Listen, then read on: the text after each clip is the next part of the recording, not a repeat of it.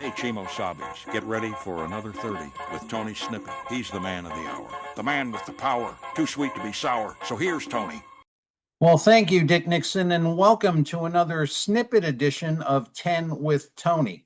Today is August 5th, 2026. And you know, Kemosabe's, a lot of things have been bothering me lately as far as what's not done, what's not mentioned, what's not happening. Why is this level of frustration? And oh, yeah, we're supposed to forget about everything that happened to us to get us to this point.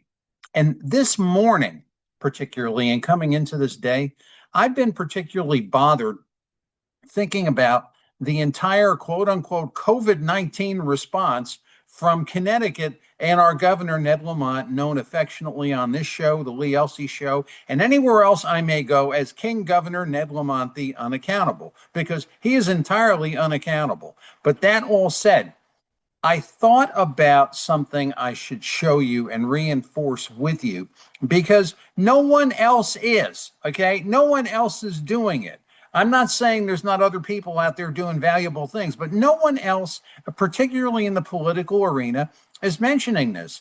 And I have said from time immemorial that the secret operations of COVID-19 in the Advanced CT Foundation were kept from public view, particularly because if you're in a state like Connecticut or our state of Connecticut, all the nonprofits that give bazillions of dollars are all exempt from freedom of information. Hey, how about that?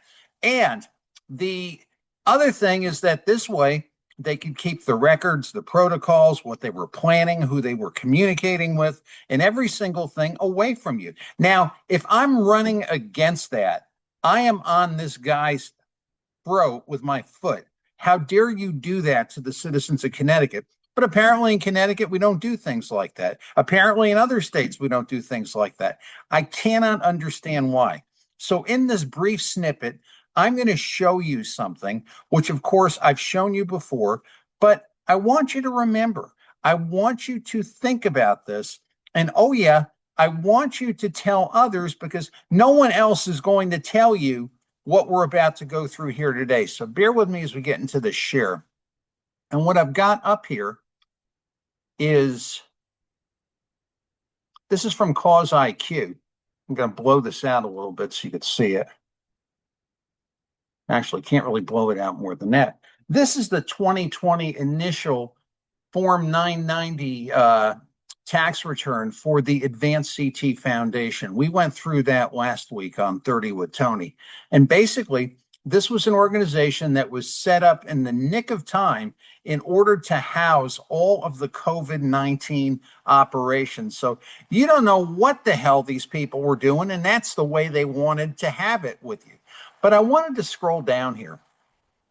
They picked up $1 million that year. Half of that was from public money. Half of that was from, shall we say, donors that were close to Ned. And what did they do with the money? Scroll down a little bit. You run down all the yeses and nos. You can find this on Cause IQ. You can also find it on the IRS website. The principals we've gone to mention before: Jim Smith, Indra Nui, Donald Kendall Jr., who is a longtime Lamont supporter. But there's a part of the tax return where you have to disclose if you paid an independent contractor more than $100,000. And sure enough, sure as I'm sitting here, McKinsey and Company was paid $900,000 to run the COVID operations in Advanced CT. Now, did you know that? Did anybody in the mainstream media ever tell you that? Did anybody close to this ever tell you that?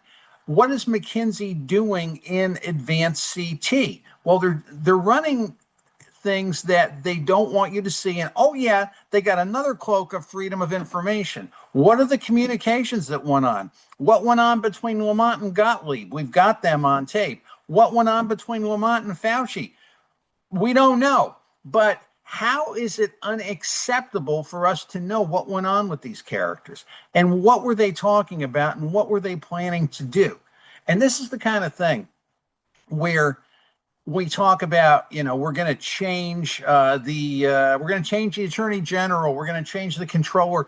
What changes unless you get to the roots of this kind of corruption and this kind of dirty business? You know what this used to be called years back, or what it is?